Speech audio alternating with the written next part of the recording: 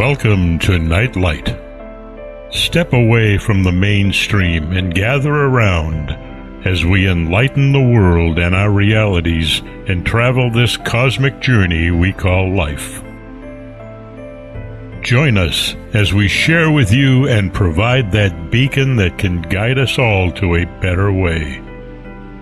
Explore with us as we examine a metaphysical montage of spiritual insights, covering everything from the mundane to the magical, UFOs to unicorns, and everything in between.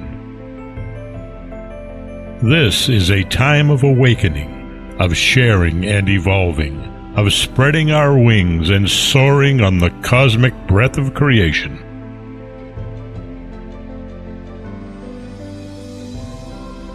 Come and join with other light-minded spirits as we weave our lights together to seek understanding, enlightenment, and, with a little luck, some wisdom. This is Nightlight, a reminder that you are never alone.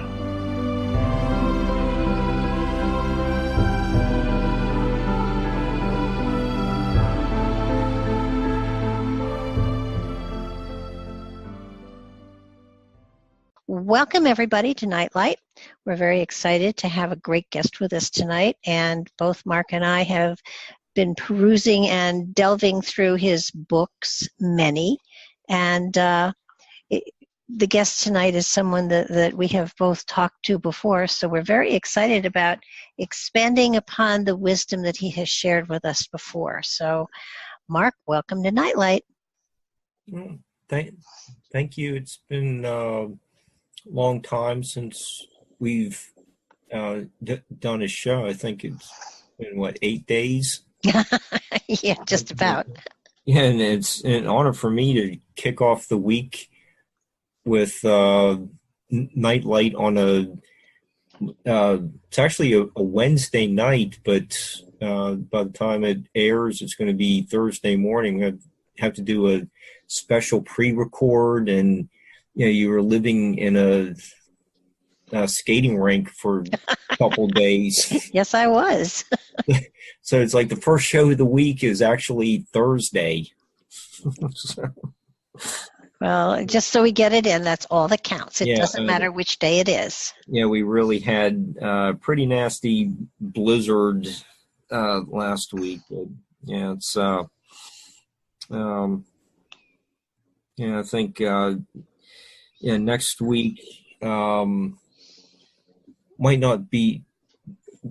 may not be doing our co-host show because I'm going to be having a hernia repair for prepping for the following week's captivating topic. just hang on for that. Yeah, just keep checking. BarbaraDeLong.com website, because we do have a lot of I think a lot of new guests coming onto the show. People have some new materials. Some are some international guests. We're trying to do some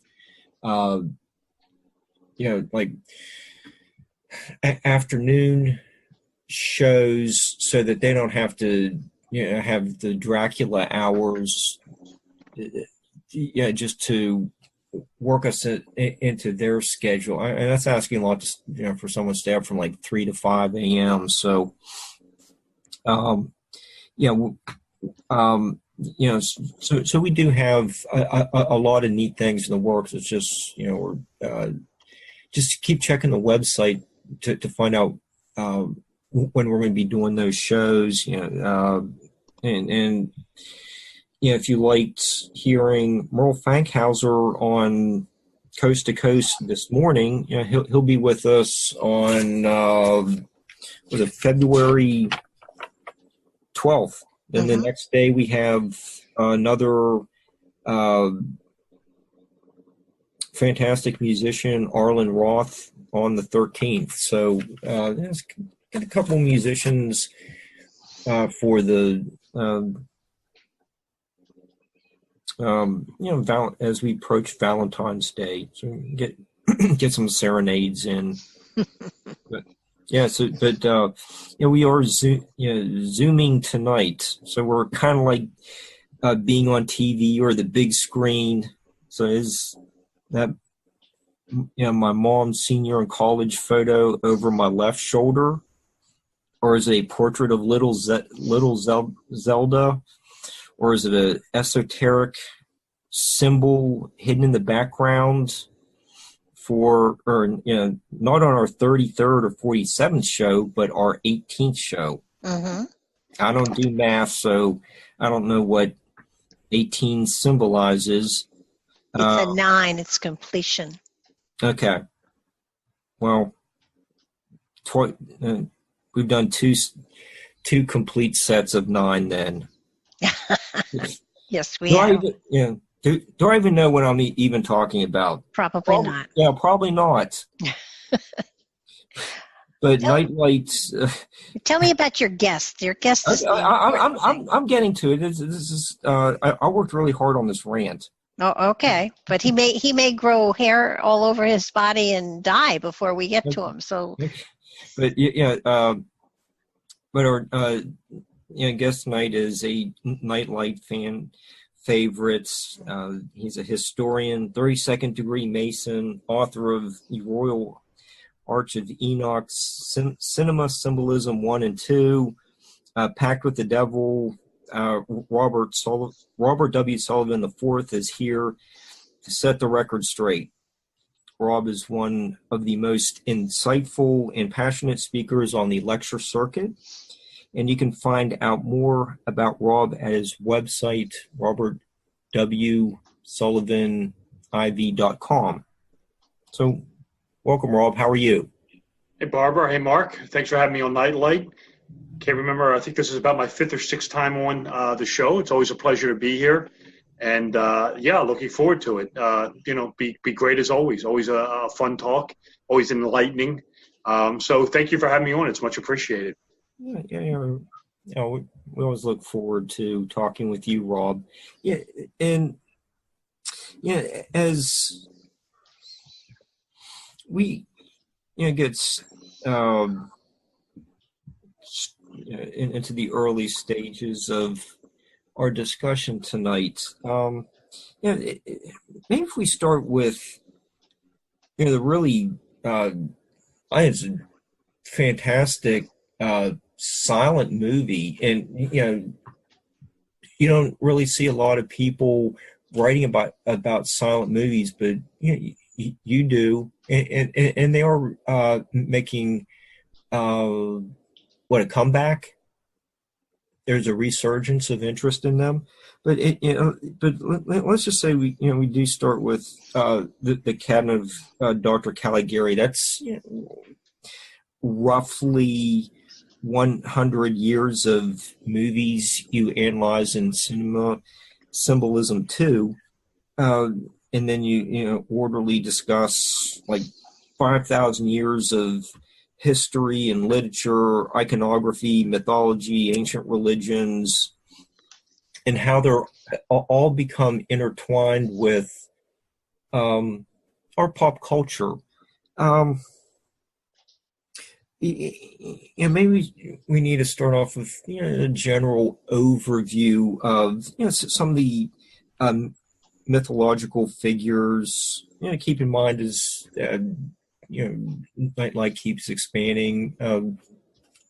Hopefully, we're getting a lot more listeners, and they may not have heard you. So let's look at maybe if they want to get a copy of the cinema symbolism books, like what are these like demiurges you talk about, and like golems, the difference between the cabals and Masonic symbols?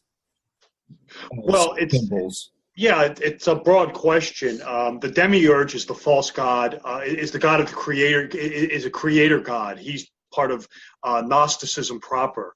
The demiurge is the fashioner of the material world. He is a lesser god. If in Gnosticism, there's a belief, the mythology is there is a godhead out there, what is known as the monad. And this is the spiritual godhead. It's unknowable, it's unnameable, it's beyond concept. And it has emanations, which are known as aeons. And the first thing these aeons try to do is study the monad, which any Gnostic will tell you is unknowable, it's unfathomable. And in this process, this produces error. And one of the aeons is cast out. Her name is Sophia. And she's thrown out of this divine state, which is called the pleroma. And she's cast down into matter. And as she's being cast down, she births a god known as the demiurge. It's a Greek. It's a Greek word. I believe it means maintenance man. And he is the fashioner, creator of our universe. This is our reality. So the demiurge is in Gnosticism is the god of the material world. He's a false god. He's a lesser god.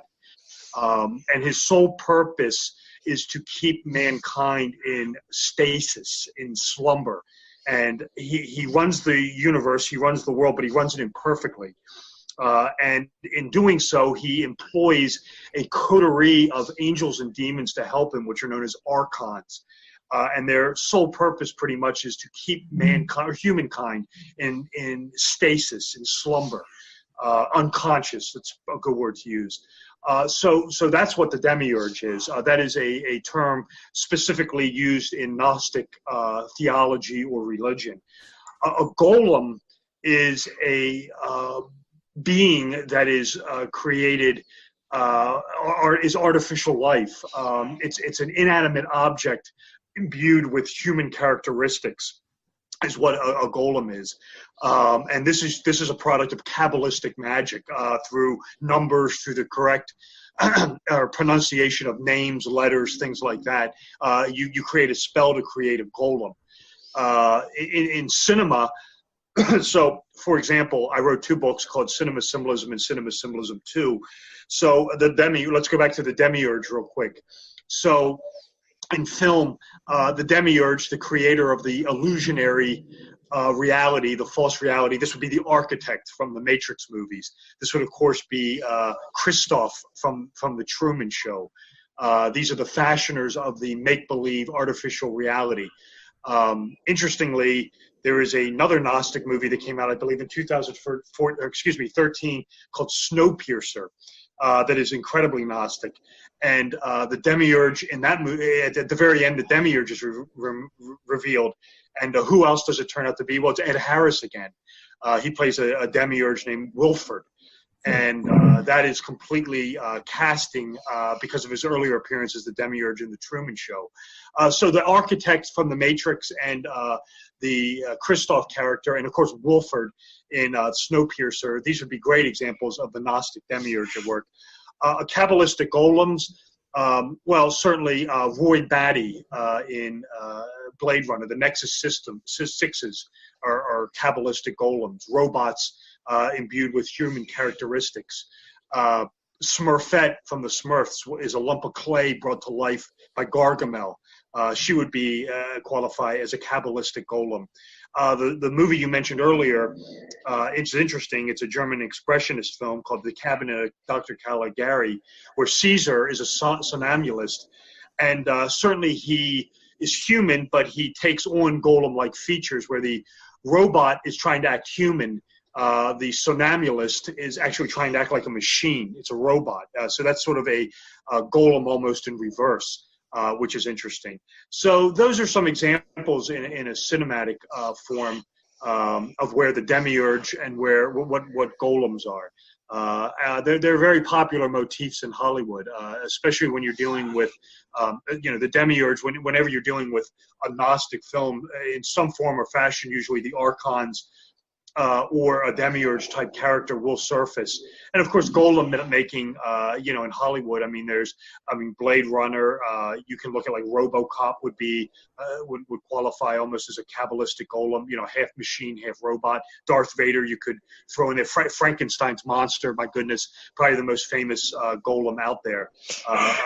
Dead body parts stitched together and invested with human life. Wasn't there, Robert, a golem in Trilogy of the Rings? There might be. I can't recall off the top of my head. The golem was the one that found the ring, and it was that's Gollum. No, that's Gollum. Different spelling. Okay. Yeah, that's different. No, that's okay. That's a that Gollum is. But what's interesting with that character is the character of Gollum in Lord of the Rings is actually a hobbit named Smeagol. And this ties into golem making because the golem making is a magical process. It's a form of alchemy. It's the transmutation of an inanimate object to an animate object. And he himself goes through an alchemical change where he goes from this store hobbit named Smeagol into this gangle, monstrous creature named Golem or Gollum. So you do have an alchemical transition with him, with that character, which is interesting. So those are just some examples of what you're asking about. I'll just end on this is another one from another movie that I'm taking on, another type of golem Kabbalistic creature is the character in Metropolis. Fritz Lang is the automaton. Hell is her name. She's a robot who actually gets the personality of another character. They actually transfer the characteristics of another character in the movie called Maria. They transfer her appearance and likeness to the robot. That's very interesting. So those are just some examples of what you're asking about. And it's a popular subject, no question. Okay, Rob, well, since you just brought up Metropolis and these robotic women, might as well get into another sample of that same theme that you bring up in cinema symbolism. Two is the really disturbing movie Stepford Wives. Well, this is right. This ties into Metropolis. Mm-hmm. The Stepford Wives and Metropolis are linked because these are both dark visions of the Pygmalion myth, and in Metropolis, I'll get to Stepford Wives. It's in Metropolis. This is a movie I'm taking on actually in Cinema Symbolism 3, and I actually get into the Stepford Wives because they are linked. In Metropolis, there was this woman named Hel, and she was the love interest of two men. One is Rotwang, the mad inventor, the alchemist, and the other is this demiurge character known as Joe Friederson. He's the demiurge of Metropolis. And they both love this woman, and she ultimately dies, and Rotwang makes this robot of her. And it's the Pygmalion myth, which is the Pygmalion mythology is the guy sees a beautiful woman, and she's the most beautiful woman she's ever seen, and no woman compares to her, and he can't have her, so he creates a statue of her that he falls in love with. And the mythology is different than it ends in the movies. The movies always end tragically. In the mythology, Aphrodite actually sees his love as genuine and sees how beautiful the statue is. And the character is always worshiping Aphrodite, who is the goddess of love and beauty. And she hears his prayers, and she grants them, and she turns the statue into a real woman. So the Pygmalion myth ends happily. This is not the case in Metropolis, where Joe Friederson and Rotwang transfer this other woman's characteristics. So this woman named Maria, who is the young lover of the hero named Frater in the thing. She's sort of like the working class liberator. Her name Maria is. If you watch the movie, there's a lot of Christian allegory in the film. It's a very Gnostic movie. Her name is designed to conjure the Virgin Mary. And in fact, when she first appears on the screen, she appears with a host of children, conjuring the Madonna and child imagery. But what they do is they take her appearance and likeness and they transfer it onto this robot, and they send her out to destroy. Where the real Maria is a loving, peace worker trying to unite the lower classes with the upper classes. Hell takes on the appearance of Maria. And there's a lot of symbolism surrounding with the whore of Babylon the Great, where she becomes this destructive figure. So it's the Pygmalion myth, only that one doesn't end happily. And this, of course, is echoed in the Stepford Wives. It's the same mythology, where the women, it's an allegory of the women's rights movement, where the women, it's the early 1970s, and the couple moves, I can't remember who played the husband, the wife is played by Catherine Ross, and they moved to this pastoral town outside of New York City, and it's in the middle of women's rights issues, abortion, things like that. And all the women are only interested, the women of the other husbands are only interested in cooking and cleaning and serving their husbands, and she can't quite figure this out. And well, the dark secret of the town is that the husbands are murdering the wives and replacing them with robots. It's sort of the Pygmalion mythology all over again, only very nightmarish.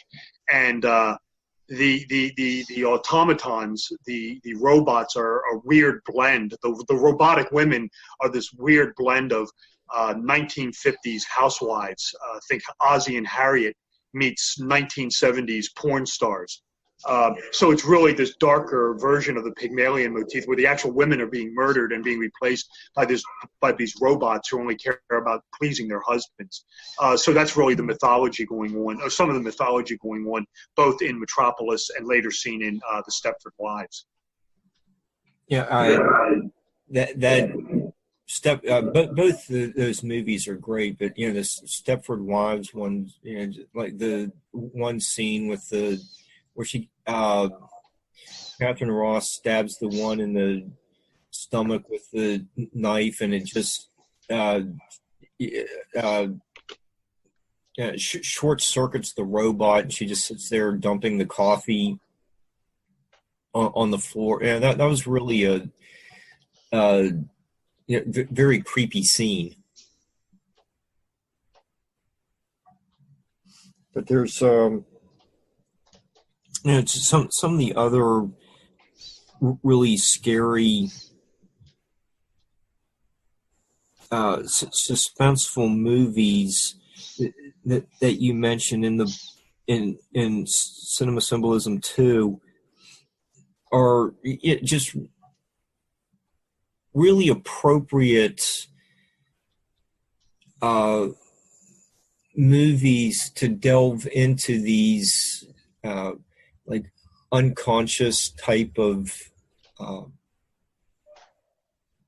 symbols, motifs that most people probably don't want to really think about because they are unnerving. But you do draw our attention to some of these symbols found in Jacob's Ladder. That was a really symbolic movie. Well, right. I mean, it's a movie that it's one of those movies that walks the thin line of alchemy and Gnosticism. Mm-hmm. Is the guy waking up? Is he becoming conscious, or is he transitioning from matter to spirit? That's really one of those fine line type of movies. It's a good movie. It's sort of a homage, almost a tribute to the CIA's MK Ultra program. But it's one of those movies where you really never know what's going on. Mm-hmm. Is he, where is he? Is he alive or dead? If you watch the movie, I believe it came out in 1990 or 91. It's really the movie that is the basis of The Sixth Sense, which came a few years later. But it's a good movie. It's scary. A lot of the images of the demons come from paintings done by an artist named Francis Bacon. You want to check him out. That's not the Francis Bacon, the Rosicrucian Queen Elizabeth character. There's another painter actually with the same name named Francis Bacon. If you look at his artwork, you'll see the inspiration for that. it's one of those movies where it's a fine line. Where is he having this epiphany revelation, or is he alchemically transitioning? You could kind of argue it both ways. I ultimately came down that it was more of an alchemical movie where he was transitioning. He was going through a change from matter to spirit. He was abandoning the material world for the spirit world. So he was going through this alchemical transition, is what I ultimately concluded. But you could also argue it as a Gnostic film, that he's awakening to that. But I saw it more as alchemical. But it's a good movie. It's 20, almost 30 years old now, but it holds up. I like the movie very much. It's one of those ones that does kind of keep you guessing, as you're trying to figure out what's real, what isn't, what's dream, what isn't. So you'll find the fingerprints of this movie. You'll find it like in The Sixth Sense, reflects it. There was a movie that came out in 2001 that had to do with like dream versus reality, which is a movie that I'm taking on in Cinema Symbolism 3. I won't get too much into it, but it's a movie that I've had a bit of a polar shift on. Is a movie called Vanilla Sky with Tom Cruise. It came out in 2001. I'm working on that now for Cinema Symbolism 3. I'll just mention it in this vein. Was I always believed up until I saw this movie that I've been asked. I think I've been asked about it by you guys also. Is like 9/11 movies, 9/11 predictor movies. Closer to the event, you get the movies like The Matrix and Fight Club. And I always held those out as sort of the premier 9/11 predictor movies. I've had a change of opinion on that.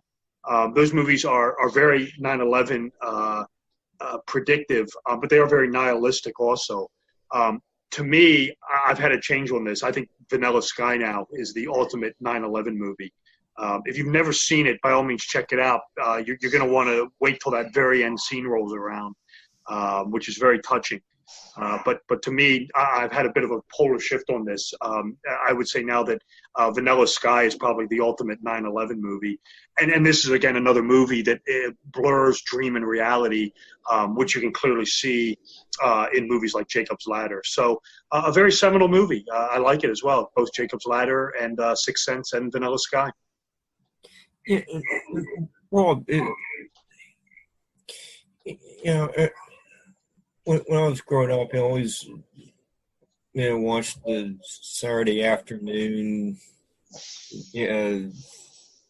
all those, scary movies, the Man with the X-ray eyes, and all that stuff on in the afternoon, and in the evening there's, the Chilly Billy shows, and you get to watch all the Christopher Lee Dracula movie. I just grew up on a lot of that stuff, but it wasn't until I looked at all the different classifications of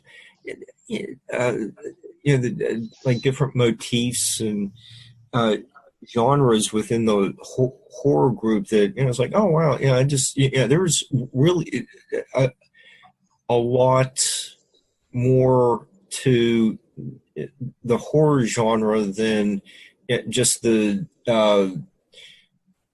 Freddy and Jason slasher stuff. You do take it into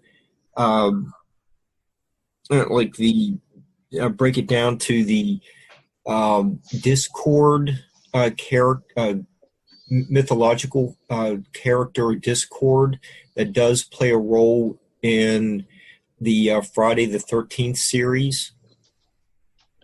Well, right. This is just a minor talking point. The horror movies, I mean, this is something I talked about more in Cinema Symbolism, and with the vampire motif, Dracula, Frankenstein, Wolfman, they are all surrounded with esoteric symbolism.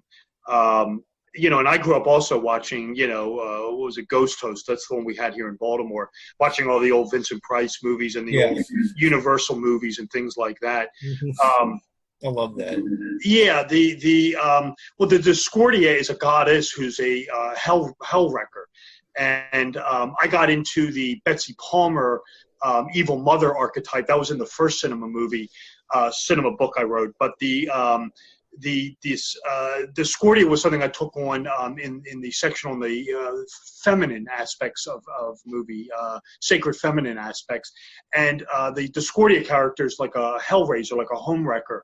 And I presented 3 instances where this archetype was prevalent in film. The first was Basic Instinct with Sharon Stone, where she just wreaks havoc on the masculine. That's a great example of seeing this mythological character in action. The second movie is The Destruction of the Nuclear Family. This was another Adrian Lyne movie. He directed Jacob's Ladder, which is called Fatal Attraction, where the Alex character played by Glenn Close, his sole purpose is to destroy the nuclear family. A very interesting symbolism going on with her costuming. If you pay attention to this, you pay attention to the movie. She's a schizoid, a split personality. It's the good girl, the bad girl, or both. She's constantly reverting back and forth between the good girl, the bad girl, or both.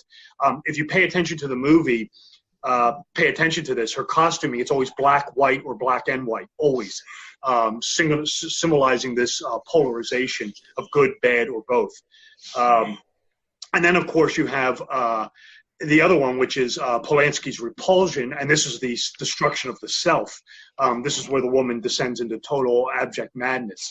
This was 3 archetypes, an archetype that I presented in 3 separate movies that I thought were really prime examples of seeing how this mythology filters into film. And this was sort of a continuation from the first movie book I wrote, Cinema Symbolism Part 1, where I talked about the role of the evil, sort of vindictive mother figure in film, which is very prevalent. You have her with the Betsy Palmer character from Jason, with Jason Voorhees in Friday the 13th. Of course, we have the mommy dearest.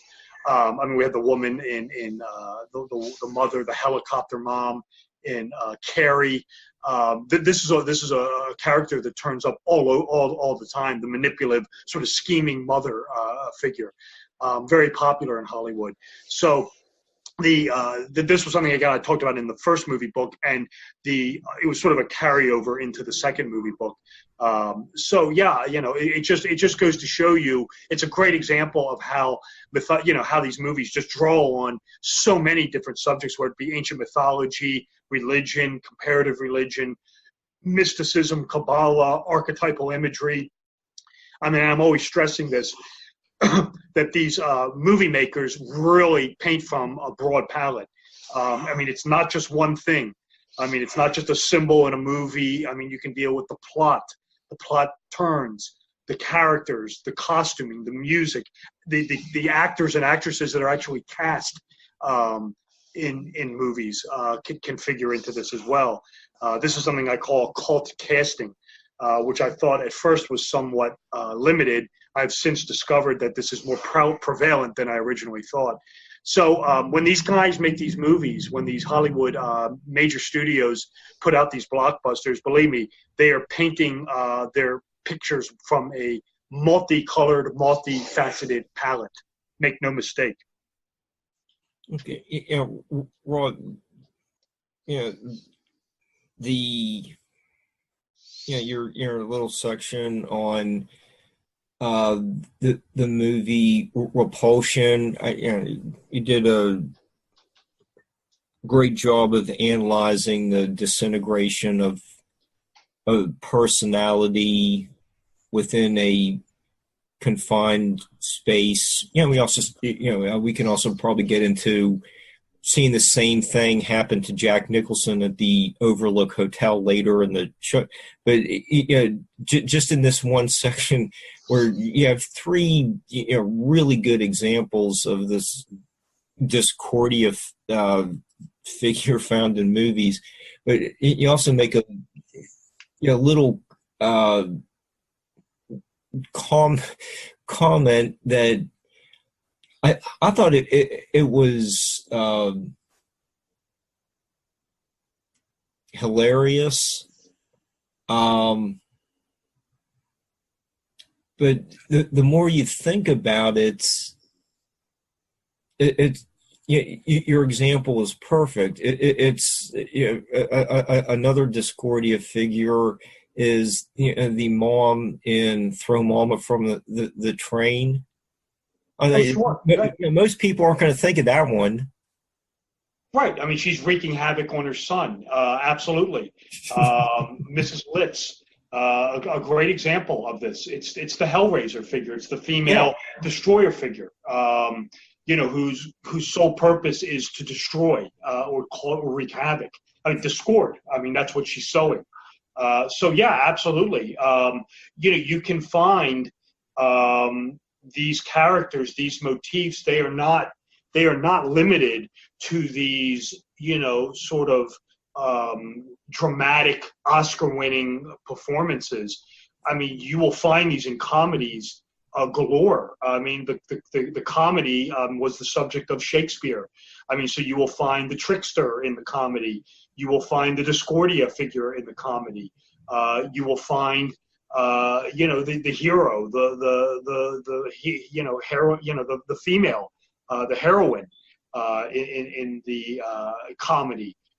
You will find, these archetypes aren't just limited to to these deep thinking Gnostic Hollywood films or, more, morose films. I talk in Cinema Symbolism Part 1 about, some of the characters in movies like Caddyshack, or 9 to 5, which are Ghostbusters, which are very archetypal, dealing with the houses of the zodiac, the water signs and the fire signs. So the point I'm making is, this isn't limited to, just these sort of dramatic films or these sort of, horror movies or anything like that. Comedies also incorporate these same archetypal figures. Make no mistake about that as well. Yeah, and Robbie, you just mentioned that these characters appear throughout all types of genres, but there's all. You also draw our attention to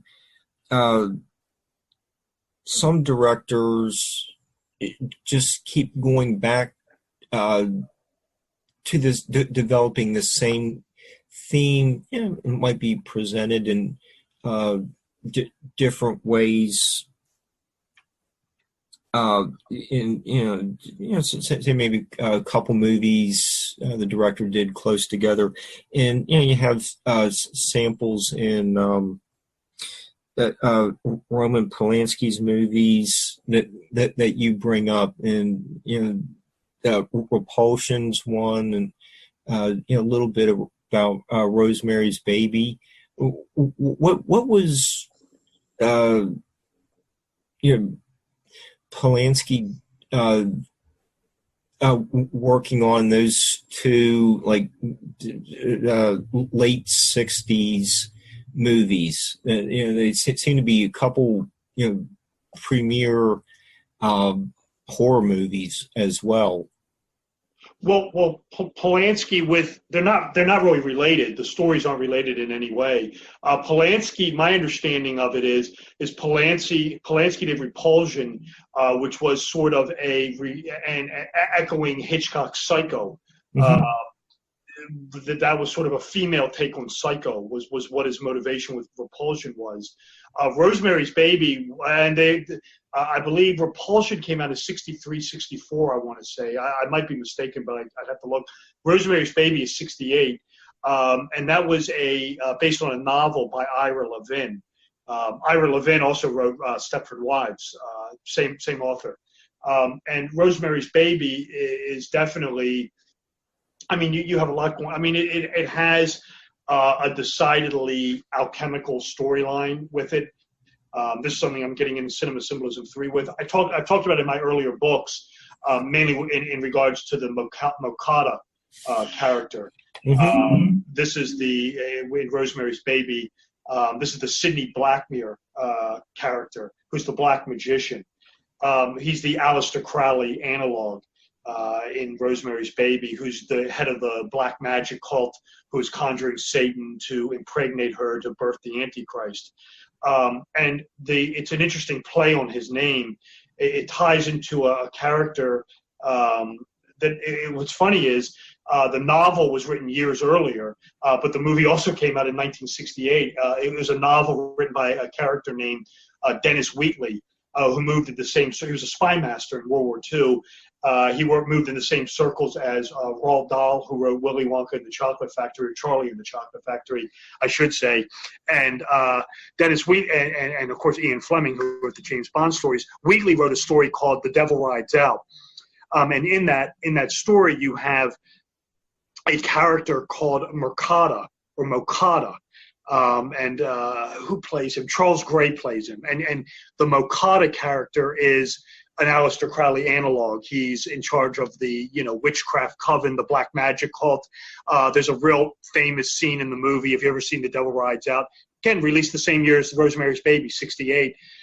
Where the Mokada Crowley analog summons the goat of Mendes at a Sabbath, and you want to watch that scene. That's probably the most famous scene in the movie. But then you have Rosemary's Baby. It's the same name. The black magician character in Devil Rides Out is called Mokada, and in Rosemary's Baby he's called, I think, Mercada or Merchada or Mercada. It's the same name almost phonetically, and that's an homage to this earlier Aleister Crowley analog. Played by Charles Gray. In Rosemary's Baby, I believe it's Sidney Blackmer who plays him. And his wife, of course, is Minnie, played by Ruth Gordon, who won the Best Supporting Actress there. So that's a lot of the symbolism going on inside that movie with Rosemary's Baby. There is also an alchemical storyline. This is something I'm doing in Cinema Symbolism 3, where it's really a transition of the Mia Farrow character. She does go through an alchemical change. She doesn't change physically, but it is a change nevertheless. The alchemical movies, when I use that, I'm not talking about movies about changing base metal into gold, unless I'm talking Goldfinger, the James Bond movie. But when I talk about an alchemical movie, it's about a character who undergoes a transition, one way or the other. Mostly they're negative. They usually start out as positive and go to negative. It's almost always the case. So it is a change. It's a transmutation. It's a transmogrification. And in Rosemary's Baby, she just basically goes from this sort of young woman who wants to be a mother to going from that to the mother of the Antichrist and accepting it. Basically welcoming it. So she does go through this change of hating the witches, the witchcraft coven, and her husband, and in the end she joins them. So there is this alchemical transition that builds. It's a great movie. I love Rosemary's Baby. It's very creepy. It has a lot of unique symbolism in it, although I don't think it was intentional. The movie was filmed, of course, at the Dakota Apartments in New York City there. And, of course, the Dakota was where John Lennon was shot and killed in 1980. He was living there. He was shot right out in front of it. And if you ever watch the movie, again, I'm not going to give it away, and I know you guys haven't seen it, so we won't talk about it anymore. But when you get around to watching the Tom Cruise movie, Vanilla Sky, the movie actually opens at the Dakota Apartments, and it's very symbolic because it's foreshadowing the sort of negative reality, this nightmarish reality that the Tom Cruise character ultimately finds himself in, very, very similar to the nightmarish scenario that Rosemary Woodhouse finds herself in, and of course the tragedy of the John Lennon assassination. So very symbolic movie, very important movie when you look at it historically. Okay, and another, Rosemary's Baby is chilling. But another great late night Saturday night viewing movie that I've always enjoyed, but it's not there's a horror element to it, little unnerving and comedic as well, but we have to get into one of the all-time greatest cult classics is They Live, and you have some nice analysis of that movie in Symbolism 2. What's your take on this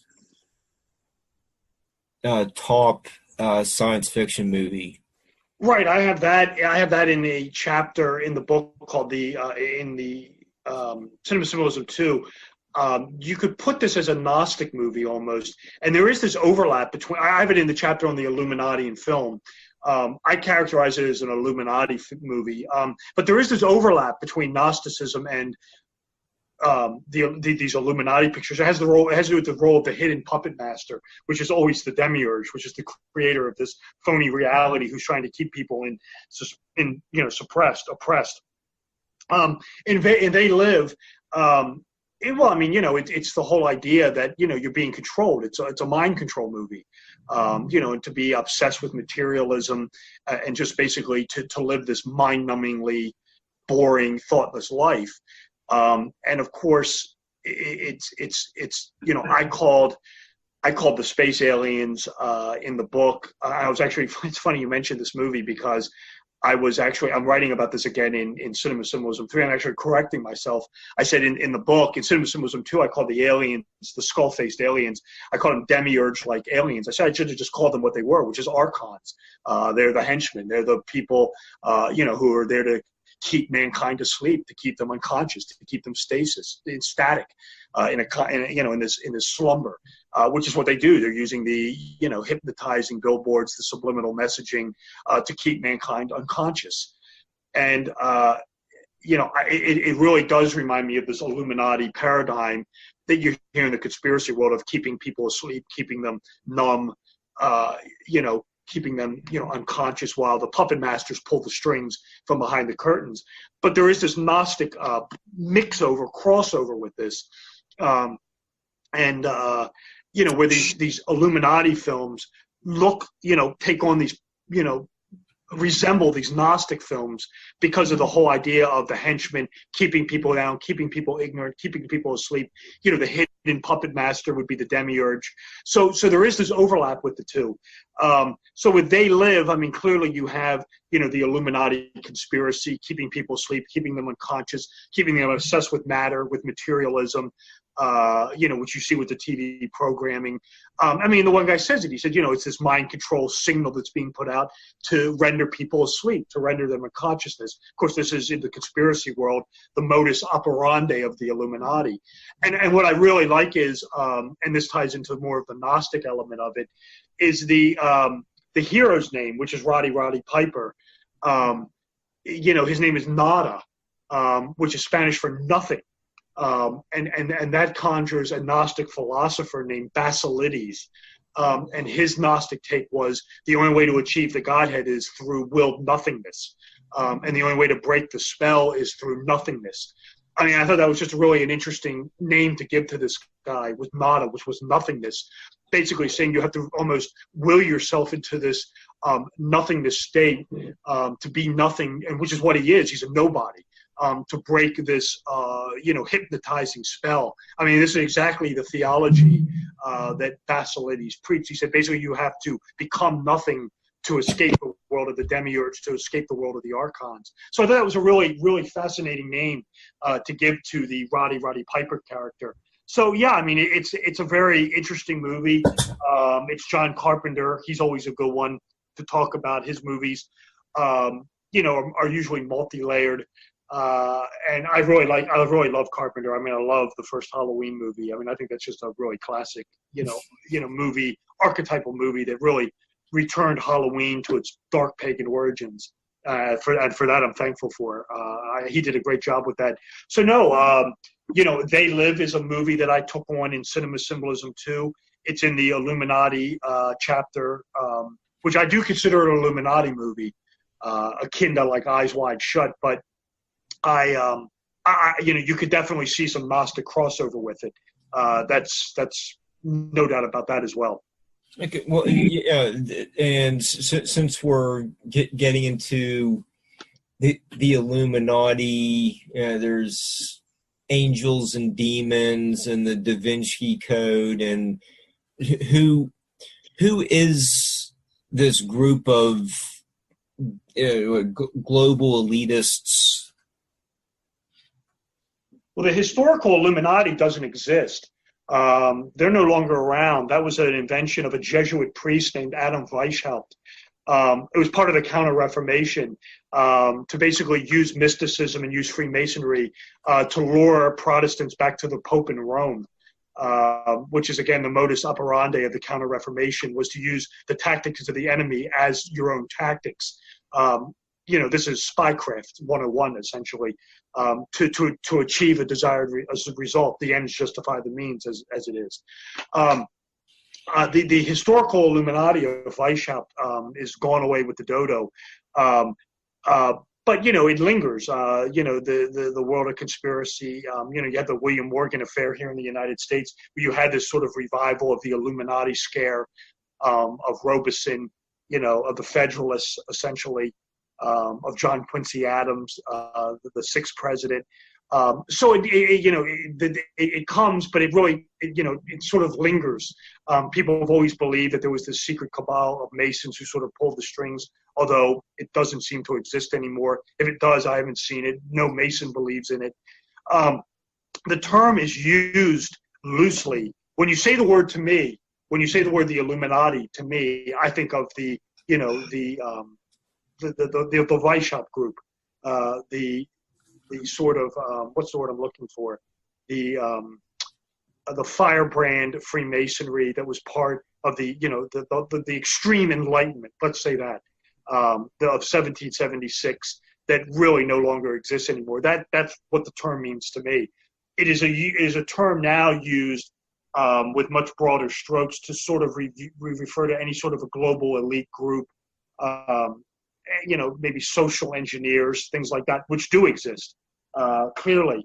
So if you're going to use it in that terminology, that's okay. I don't really have a problem with it. It's not what I think of when the term is thrown at me. But if you're going to use it as a term to, as a social, global elitists, social engineers, yeah, I'll go along with that. But like I said, just for me personally, I think of the Masonic, firebrand, really harsh Enlightenment group, which probably by around the early 1800s was no longer functioning. Okay. And yeah, in the movie Angels and Demons, they are presented as an interesting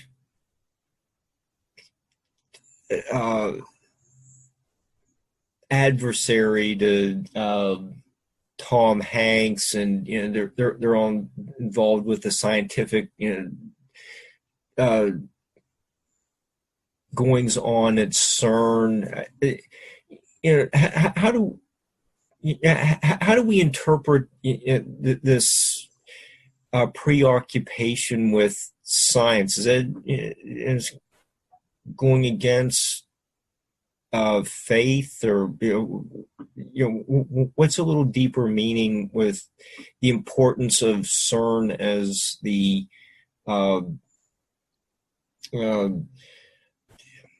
object that brings together both sides in this battle to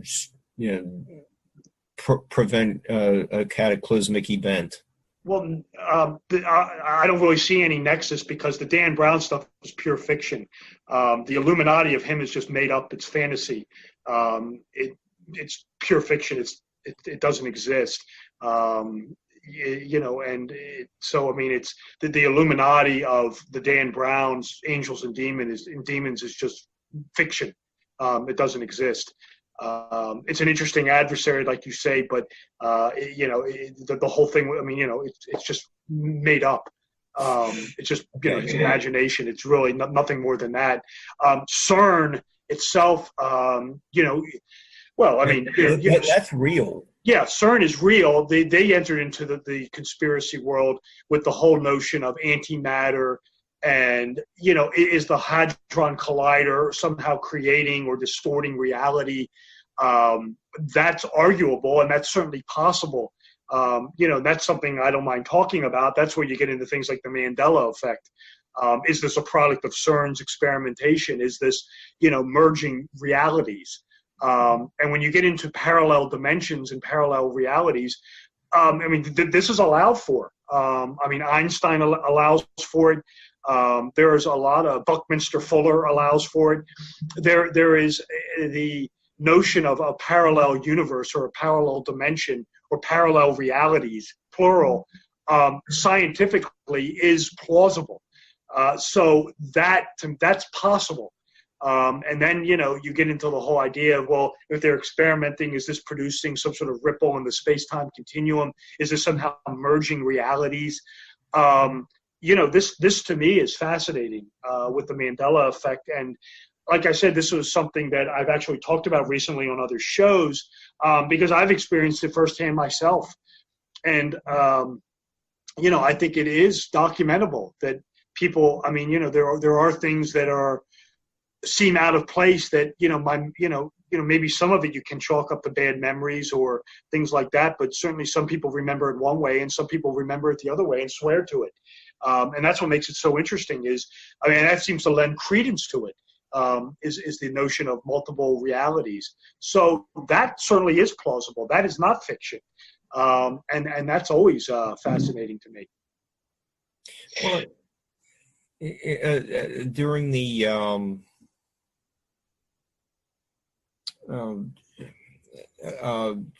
mini season of the X-Files that came out a couple years ago, they devoted a whole episode to the Mandela effect. It is something very. I agree. Yeah, I never saw the X-Files episode, but yeah, it is definitely, like I said, something that I've documented myself. I've had instances of this. So no, I do believe it's a real phenomenon, and it's interesting. Yeah. Okay. I wouldn't come back to that.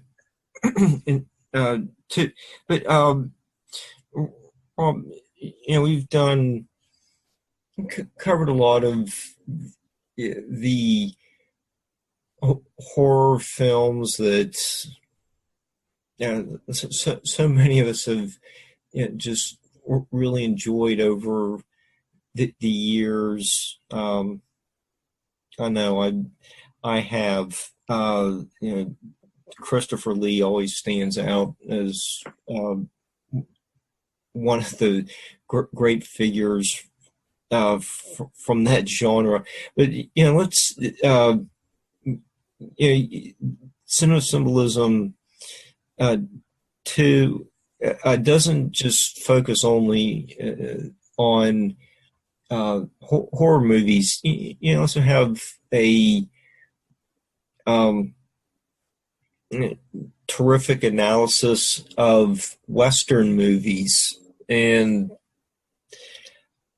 probably a lot of the listeners would have to say The Good and Bad, the Ugly has to rank up there, one or two as the top Western movie. And break that's movie down for us, it's really between three characters, and they go through this lengthy movie to we say it's almost like a symbiotic movie, or characters throughout the movie trying to get away from each other, but they keep crossing paths until they get to the end. And you make a lot of really detailed observations that really put the movie into much better focus for me. So, let's hear a little bit of your analysis on this truly great movie. Well, The Good, the Bad, the Ugly is one of my all-time favorite movies, if not my all-time favorite movie. I'm a huge fan of that movie, Sergio Leone. I mean, it's just an absolutely fantastic movie. I talk about it in the context that it's akin to Christian Kabbalah and astrology and astrological archetypes is really the key to unlocking that movie. It's Christian. But when you're dealing with Christianity, you are dealing with astrology and comparative religion, and you will see this. This is clearly Leone knows what he's doing, and it needs to be pointed out. I'll do The Good, the Bad, and the Ugly, but he did two other Western movies that came before it, which were A Fistful of Dollars and A Few Dollars More, and they hint at the same symbolism, the same Christian, motif, astrological, light versus dark, good versus evil. Symbolism. So we know he's playing around with it because he did it before. But by the time he gets around to The Good, the Bad, and the Ugly, this is where he kind of really has perfected it. And clearly just on its base level, it's a religious allegory of God versus the devil, where the God figure, the Jesus Christ figure is Blondie. It's the blonde-haired, blue-eyed sun god, who is the good, right? That's the Clint Eastwood character. And of course, he's in conflict with the devil, which is the bad. This is Lee Van Cleef. Lee Van Cleef always dressed in black. The devil runs the death camp, the bad guy, the devil. And what is ultimately about is the battle for humankind's soul, the soul of humanity, which is the ugly. This is the Eli Wallach character, and it's ugly. He's the ugly because he represents mankind. It's mankind because of the fall of Eden, the original sin, the casting out. So it's a state of ugliness.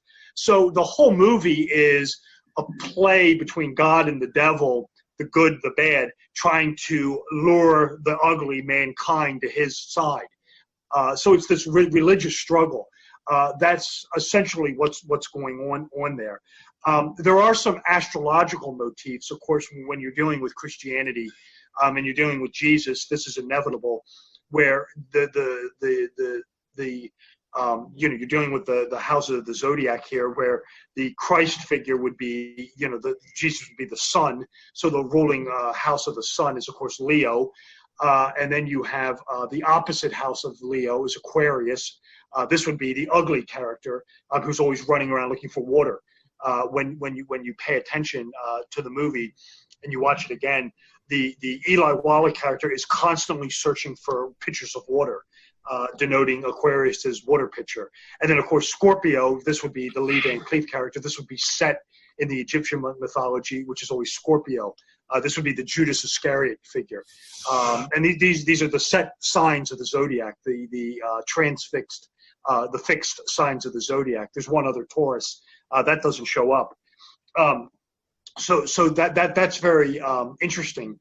And then there's a scene at the end there. I don't want to spoil it. I'm not going to get into it because I prefer people to read the book, to discover this. But there's a very interesting scene at the very end of it that plays this out, where they're actually standing on the wheel of the zodiac, and they're actually standing in their exact same stations as they would appear on the wheel of the zodiac, bearing all the symbolism out. There's also something else that's very interesting in this, and it is a religious Christian Gnostic theme. And I thought this was very interesting. This was pointed out by a friend of mine whose show I've done a couple times, named Miguel Connor. He pointed this out to me, so I got to give him credit for this. I'm actually talking about it in Cinema Symbolism 3, and I just really like this. Though the whole movie is this pursuit of material wealth, gold, right? And it's a treasure hunt movie where they're searching for this material wealth. And of course, this is one of the lessons of the Gnostics: is don't pursue material wealth, pursue spiritual wealth. And I liked it where at the end, when the Eli Wallach character, mankind, is running around in circles looking for wealth, while the ecstasy of gold is playing in the background. And I thought this was just really, really fascinating. He's running in circles looking for the gold, looking for his wealth. And again, the ecstasy of gold, that memorable music is playing in the background. And of course, he finds the grave And what's the name on the grave where the gold is not? The gold is in the grave of Arch Stanton. Arch, and then you take the last name of his last name, Arch Stanton Archon. Denoting the agents of the demiurge, which are, of course, is to never pursue material wealth, to be trapped in, to get nothing, basically, wanting to keep mankind down. And that's, of course, why the gold isn't there. It's a red herring. He's pursuing the wrong thing. He should be pursuing the nothing grave, which is unknown, which is signifying the unknowable godhead of Gnosticism, the monad, which is unknowable. So that's where the actual gold is. That's the spiritual wealth. I thought that was really just a fascinating scene there that really plays out this sort of Gnostic take on it, that the spiritual wealth is in the unknown God, and the wealth that you're looking for, the actual physical wealth, is in the Archon grave, which leads to nothingness. He winds up hanging from the tree at the end. I thought that was really a great Christian Gnostic lesson there at the very end of this. So a lot going on in The Good, the Bad, and the Ugly. It's a movie that I break down in Cinema Symbolism 2. And as I said, I'm working on Cinema Symbolism 3 right now. So it definitely gets an honorable mention in my chapter on Gnosticism in Hollywood. Okay, Rob, the analysis that you just gave with the wrap-up of The Good and the Bad, the Ugly, just really gives a flavor of the penetrating insights that you provide in your books. It just really puts in it gives the audience a new perspective on these movies that we've seen so many times. And, a lot of times you might just take for granted. Oh yeah, okay, it's basically a good versus evil type movie, and that's it. But as we keep listening to your analysis of so many of these movies, you do make a very convincing case that these stories are actually going back even farther to ancient history, and it's just really an insightful book where you just read it and it's like, wow, I just never really thought of this movie in that manner. So I do want to give you and the listeners that review.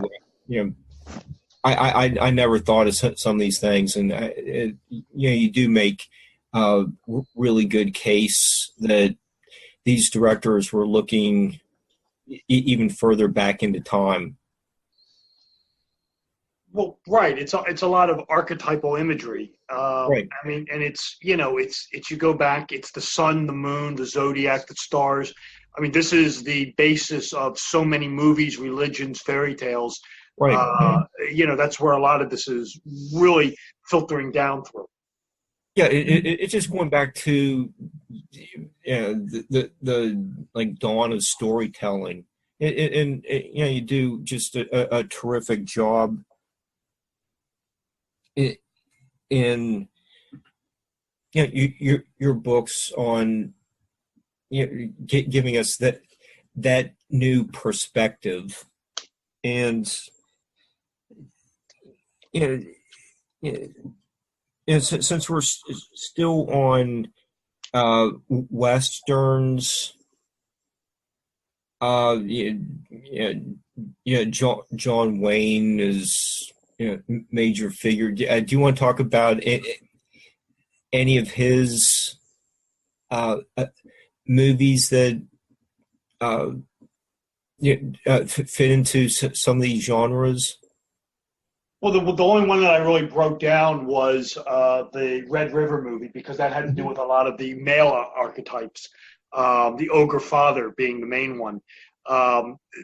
That's really a great example of it, because you'll see this again repeating in other movies. And that was a Western, and it's a great movie anyway. It's probably one of my favorite John Wayne's.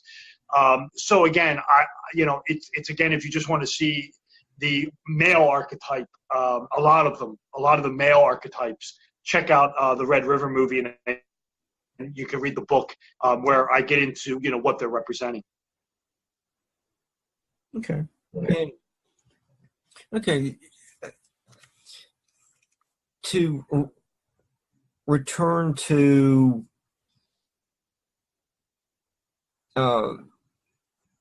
the horror genre,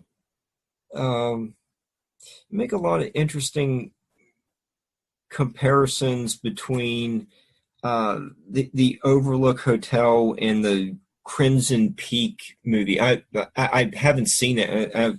After reading the section on Crimson Peak, I think I'm going to have to look for that on Netflix or something. Rent that from somewhere. That looked really interesting. Well, The Shining is a movie that I took on in Cinema Symbolism 2, and I mentioned it briefly in Cinema Symbolism Part 1, because there's so much going on in The Shining with repetition, to denote this repetitive cycle. One of the movies that I was analyzing for Cinema Symbolism 2 was the Guillermo del Toro movie called Crimson Peak, which is essentially a gothic romance ghost story. And it has a lot of esoteric imagery in it anyway, with the costuming and the sun and then the home, so on and so forth. It has a lot of esoteric symbolism anyway. And I got about halfway through the movie, and I believe it's around the halfway point, and there's a scene in it where the Mia Wasikowska character named Edith Cushing she's at this haunted house, and she goes into a conspicuous green bathroom, and this ghost comes up out of the bathtub and scares the hell out of her, and she runs off.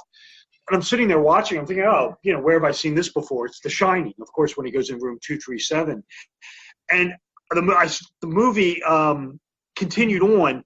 I watched it for about another 10, 15 minutes, but the gears in my head started turning, because I remember thinking to myself, well, I'm sitting there thinking to myself, well, boy, this movie, this bathroom scene aside, I started thinking back to some of the earlier scenes, and I thought, my God, this movie really ties in a lot to The Shining. And I mean, it almost is a remake of it. What I actually did was I actually stopped the movie at that point, and I put the notes aside that I had written on the symbolism and the costuming and the mansion and the moth, the butterfly, all those motifs. And I actually started the movie over, and I got out a fresh piece of paper, and instead I just started making comparison notes to The Shining, and how this movie paralleled The Shining. And it's fascinating. I just couldn't believe the length that they went to sort of replicate The Shining in Crimson Peak. If you've never seen Crimson Peak, I won't get into it. I have a whole flow chart in the book. But if you've seen Crimson Peak, by all means check out the book, because I get into it's quite astounding the amount of parallels there are between The Shining and Crimson Peak. It blew my mind away, quite literally. It was one of the most in fact, to this day, I think it's one of the most fascinating things that I've uncovered is the uncanny parallels between these two movies. And like I said, if you've never seen Crimson Peak, I won't get into it.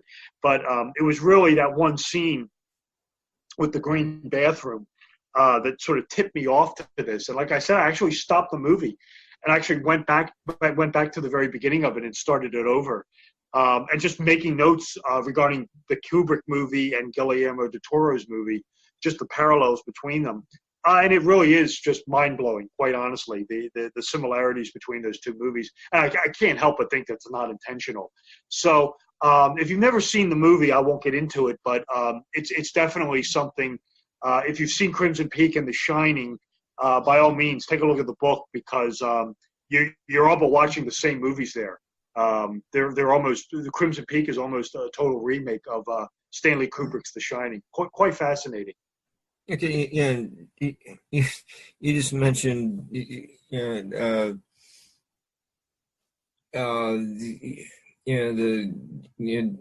Danny goes into room 237, and Jack finds the ghost lady in the bathtub, and you calculate that an important conversation in Crimson Peak occurs 23 minutes and 7 seconds into the film. So there's the repetition of the 237 a number that is pretty hard to just write that off as just coincidence. Oh no, it isn't. That's another thing that these filmmakers play around with is timing, when things occur in the movie. That is one example. It ties in with The Shining. It's a parallel scene where the Scatman Crothers character in The Shining is explaining the horrors of 237 to Danny, and then in Crimson Peak, there's a scene where one of the characters is explaining ghosts and how to see them, and it occurs at 23 minutes 7 seconds, which is a 237 reference. But no, this is completely intentional. There's some other great examples of this. One is actually in The Shining with Kubrick, and it has to do with the ghosts, the evil ghosts, sort of taking possession of Jack's body, his soul. And of course, this occurs through alcohol. Remember, he hasn't had any alcohol, and he starts drinking again. And of course, this is what ultimately sets him off, pretty much as the contributing factor to his downfall. In The Shining, Jack Torrance drinks the whiskey, the booze, at 66 minutes 6 seconds, 666, denoting the Antichrist. This is when the evil's entering him basically through the alcohol. So that was used by Kubrick there. And then you got the scene in the Crimson Peak at 23 minutes 7 seconds, 237, which is the exact parallel scene where Crothers, where Mr. Halloran is explaining 237 to Danny. There's a scene in Crimson Peak where similar circumstances being explained at 23 minutes 7 seconds. There's another one that I liked that's interesting that occurs, and I'll keep the conversation family friendly. I won't get too explicit with it. I'll just suffice to say that, and you can figure the symbolism out, is that the lesbian scene in Black Swan between Mila Kunis and Natalie Portman occurs at exactly 69 minutes into the movie. You can denote the sexual symbolism with that one. No, okay, that was pretty self-explanatory. Self-explanatory, but intentional. Yeah. Okay, and Rob,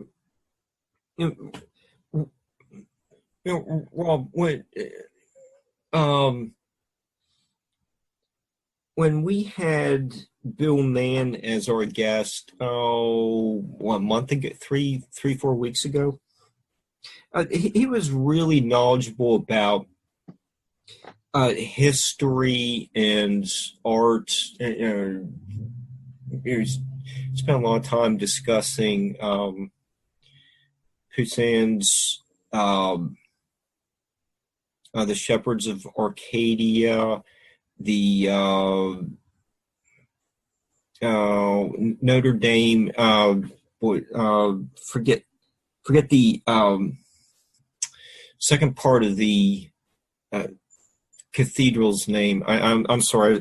I just drew a blank on that. But it's the cathedral in Montreal, where it has a lot of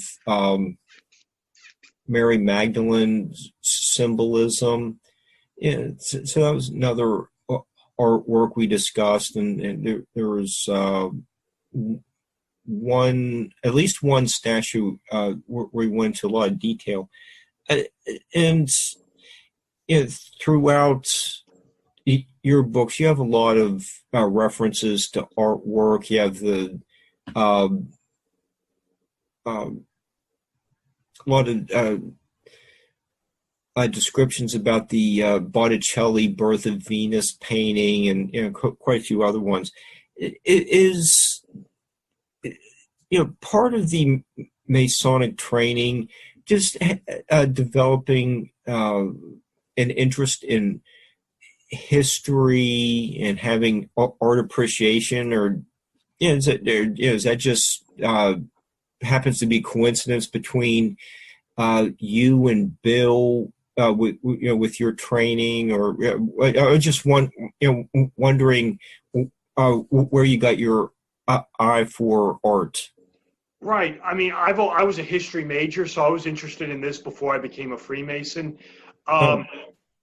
And I've always been interested in history. That's just what was my major in college.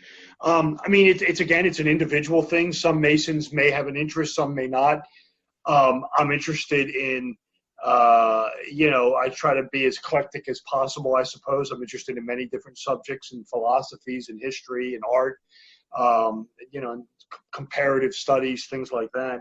So again, it just really depends on the Mason. I've always been interested in it, but I'm sure there are Freemasons out there who are not. I would not put any words in anyone's mouth or anything, but it's something I'm interested in, and again, it's just up to the individual Mason. There's probably Freemasons out there who are interested in things that I'm not interested in. Stamp collecting, which I know less than nothing about. So it's to each their own, and I'm interested in it, but I can't say that others are. Oh yeah, I was just wondering if it was just part of the a training that you would go through. I didn't know. I was just asking. No, it's a fair question to ask. The question doesn't offend me or anything. No, I mean, it wasn't like I went through the Masonic ritual and then all of a sudden became an art expert or something.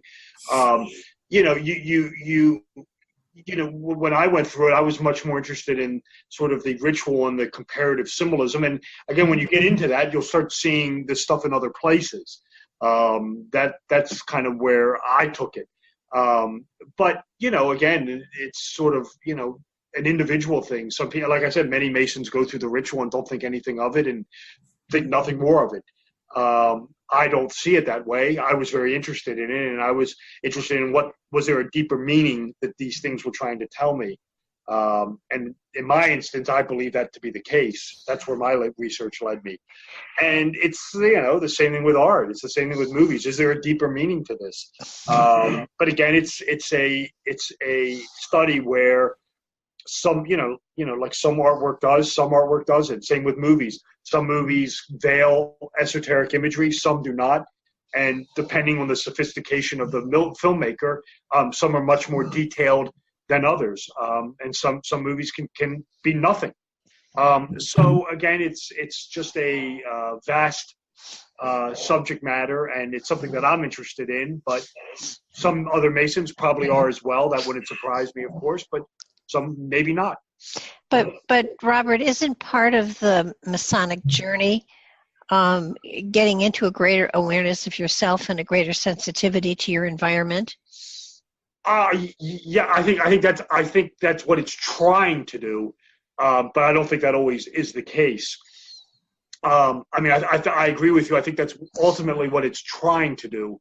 But for some Masons, they could just go through the ritual and think nothing of it and walk away, and you never see them again, and that's the end of it. The ritual is designed to have this sort of spiritual reawakening, which it can do. But again, it's really, the best way I can describe it is the rituals and the symbols sort of put you on the path. It's up to you to walk it. Some do, some don't. For me, it did. But for other Masons, maybe not as much to a certain degree, maybe not at all. It can be individual also. Subjective. Mm-hmm. Barbara, do you have a follow-up? Or? Well, yeah, my thought was that I mean, when when I was going to do your book on the Arch of Enoch, I had to learn about Freemasonry, because though my grandfather was one, I really didn't know anything about it. So the more I learned about it, the more I studied what was available, the more I realized that this is a pathway of self-awareness that is available to you. Now, like you said, what you take out of it, depends on what you put into it. Correct. Absolutely. It is. I consider it like a modern day mystery school. It's one of those things where the best way I can describe it is a lot of times, the ritual, the hidden meaning is lost. Mm-hmm. And they're doing the ritual and they don't even know why. They're just doing the ritual. They have no understanding of the deeper meaning. There are many Masons who are like this. And it's not to put them down or anything, but there are these rituals conceal these deeper meanings, but they don't explain it to you. Albert Pike actually talks about this. He actually says something to the effect of, we keep these secrets even from ourselves. It's Masonry will put you on the path, but now it's up to you to go out and figure it out for yourself. We'll expose you to it, but you've got to investigate these deeper meanings. And this was one of my motivations for writing the Royal Arch book, was to consolidate a lot of information, because some of it's here and some of it's here and some of it you'll find here. But I agree with you. I think it is a path of spiritual awakening, but many people go through it and aren't even aware of that. Yeah, somebody I recently interviewed said that we are very into the internet externally, and as we get on it, we become more spiritually aligned. We get more attached to the internet instead. Oh, I don't disagree with that. I mean, and I think, I think a lot of the with the internet and things like that, I mean, this is sort of the Gnostic lesson, is don't get trapped in the machine. Don't get trapped. Don't tie your, I mean, if you watch the movie Metropolis, and then there was a movie that was made, not a lot of people saw it. It's a great movie. It's a movie, and I recommend it. It came out in 2013. It's called Snowpiercer. It's a science fiction dystopia movie, but it has some parallels with Metropolis, because the ultimate lesson of Metropolis is it's the same thing. It's what you're talking about, is the human consciousness is tied to a machine, is linked to a machine. That's what it is in Metropolis, and that's the same way it is in Snowpiercer. It's the consciousness is linked to this train that people are on to survive the apocalypse. The plot of Snowpiercer is a little far-fetched, but it is original, and I did like the movie. But that's sort of the Gnostic lesson to be learned, is don't link your consciousness to a machine, whether it be the internet, whether it be a train, or whether it be a machine. That's really one of the ultimate lessons of the Gnostic movie that it tries to teach is, and it's even in the Matrix. Don't wake up. Don't stay static. In the false reality, and you'll even find this motif in other movies. Ready Player One, it's the same thing. I don't know if any of you have seen that one, but it's the same thing. I mean, if you haven't seen the movie, I'll let you watch it. I won't give it away. But at the very end, there's a scene that's the allegory of Plato's cave, where the character basically is in this false digital reality, this make-believe world. And the guy who creates it basically says, it's okay, but you may want to spend some time in the real world from time to time, which is the allegory of, don't buy into the illusion, essentially, which is the allegory of Plato's cave. And that's really one of the lessons with all these, with all these Gnostic movies. Don't link your consciousness to a machine. Have you found that there is, in this time frame, a preponderance of one kind of allegory over others? In other words, is there more pushing for don't get lost in the machine, don't get programmed, or is there, are you finding that there is a greater preponderance of one type of picture over another? No, I don't think so. I think you can divide it up kind of easy. I think you can divide it up. I think I see a lot of Gnosticism. I see a lot of mysticism. I see a lot of comparative religion. You know, I see one of the things that I'm now beginning to see that these movies are doing, and this seems to be the new trend almost, is the movie seems to like to reference other movies. You know, we talk about, you know, where movies are referencing these ancient religions, these ancient archetypes, things like that. Now, one of the things that seems to be going on is they seem to like referencing other movies. Maybe that is because, you know, it's easier to do, and it becomes more, the nexus can be formed more easily. That's one of the things I'm seeing right now is linking to other movies intentionally.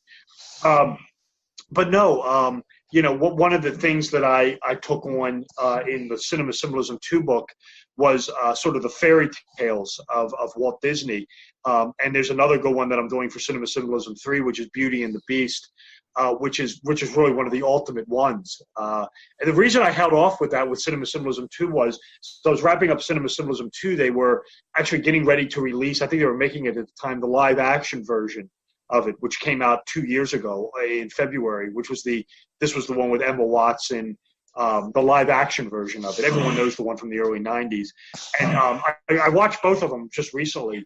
And those really do have a lot of the archetypal, astrological, alchemical motifs that are old as time. And that's one of the things that really interested me with this was when I was watching Beauty and the Beast, both the 91 version and the 2007 version. I mean, you're dealing with the same themes, you know, of the solar allegory, the lunar allegories, the alchemical allegories, a lot of ideas revolving the motion of the sun, the beast being the sun in the winter months, she returns, you know, and then the castle melts away and it's spring. And I mean, you know, everybody knows the song Beauty and the Beast. It was done by Celine Dion, and then Ariana Grande just did it. I mean, you know, I mean, even the lyric of the song is something to the effect of something like the sun rises of the east, you know, old as time. I mean, and that's right. I mean, it's the oldest motif in the world, the sun rising in the east. So a lot of archetypal imagery, but no, I don't see one thing, and that's kind of what I like about Hollywood. I don't see one thing taking over another. I still see loads of ancient religion, astrology, Gnosticism. I guess right now the one thing I'm sort of seeing is movies referencing other movies. That seems to be the in thing right now. I'm seeing a lot more fantasy coming out. Maybe that's just because I like fantasy better, or but a lot of the Harry Potter stuff, a lot of you know, the spin-off from Harry Potter, the stuff that supposedly took place before Harry Potter. Avatar. I haven't seen any of those yet. I keep yelling at you about Avatar. I'm glad you're going to look at Interstellar, but Avatar has so much in it. I can't believe you. Why don't you do you ever go to the movies for just fun? Yeah. Oh, absolutely. I definitely can watch a movie just for fun. I might be taking some notes in the back of my head, but no, I can definitely, I can definitely, you know, watch a movie for fun. And like I said, not all movies have it. Not all movies are veiled with esoteric imagery. A hell of a lot of them are, though. And it just goes to show you that, you know, these guys really seem to know what they're doing. And it's just so a fascinating subject for me. But you know, yeah, Cinema Symbolism 3 is well underway. How much of this is intentional and how much of this is subliminally intentional? Because right. I know a lot of times they'll say it feels like it should be this way, or is it I want to do it this way because it's going to affect the subconsciousness of those watching it in a way? Oh, I think most of it is intentional. I mean, I think a lot of it is intentional. I think sometimes you can deal with things being unintentionally placed in movies. You know, you're dealing with the collective unconscious, the subconscious mind. So yeah, I mean that can happen where it's unconscious. But I mean, this is another one.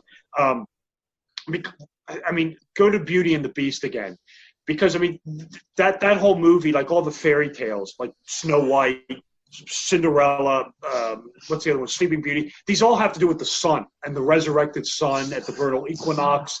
the female character being the Dawn, the male Prince Charming, the blue-eyed, sun god figure who's unified, breaks the spell.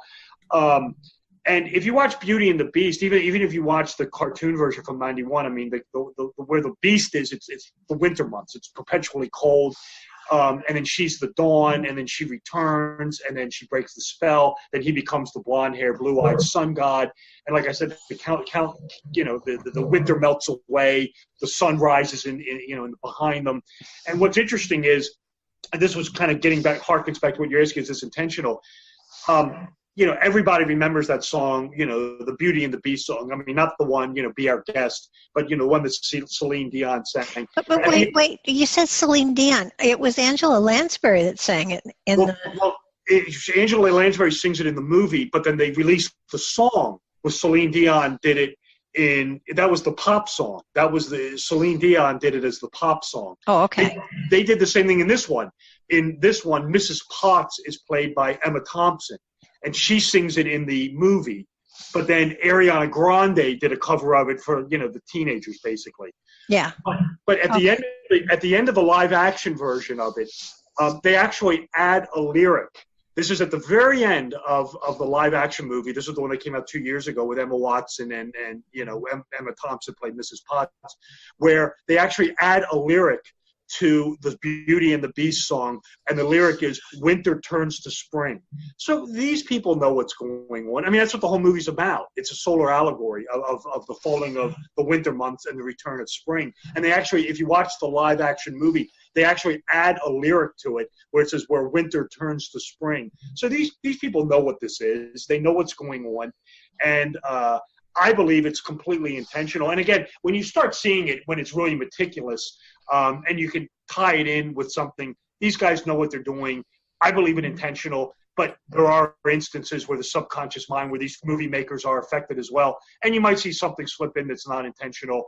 Again, I would default on that. Then if you ask that question, then you're dealing with Jung's collective unconscious and Plato's theory of forms. Mm-hmm.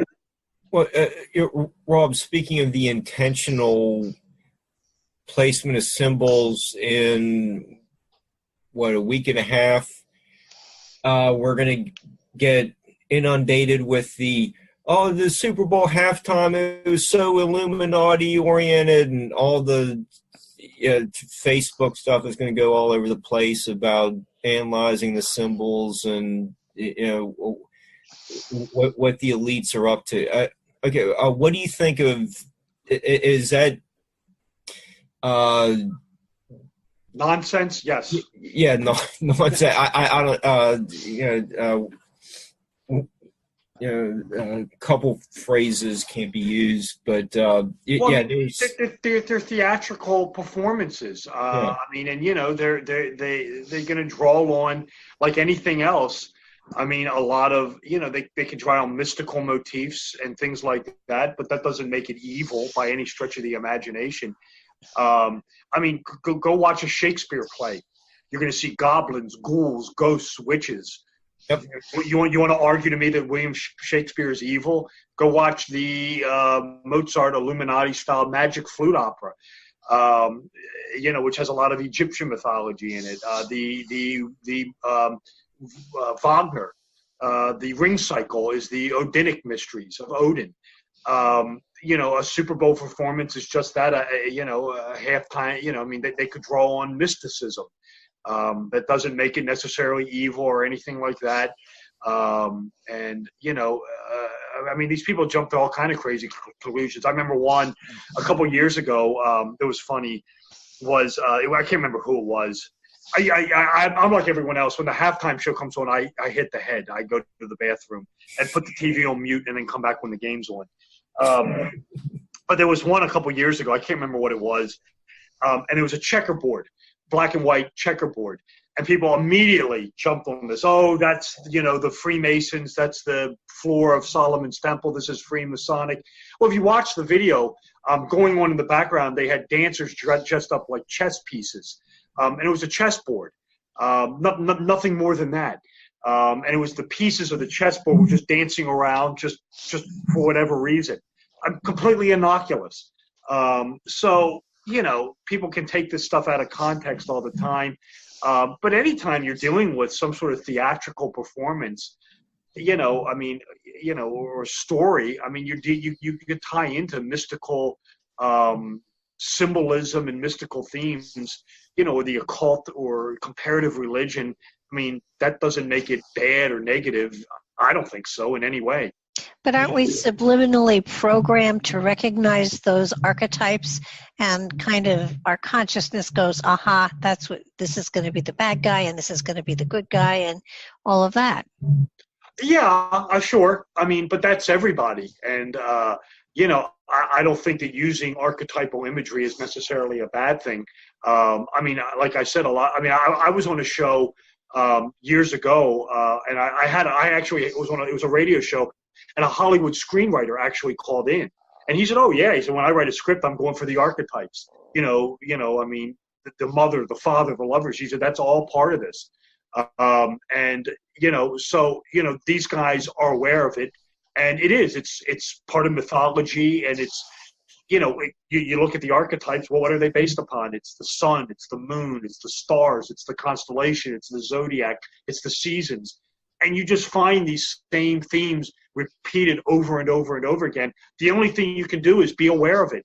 And that's, again, one of my motivating factors for writing the books. Just be conscious of it. That's really the best you can hope for, as it were.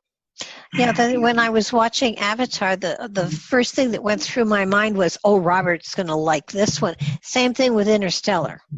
Yeah, I've had a lot of people come at me with Interstellar, so that's one I'm definitely taking on. I'm doing a section on some science fiction movies because I want to cover the two new Star Wars movies, but I want to also tie in some other science fiction movies as well. So I'm definitely doing the new Star Wars movies, the Force Awakens and the Last Jedi.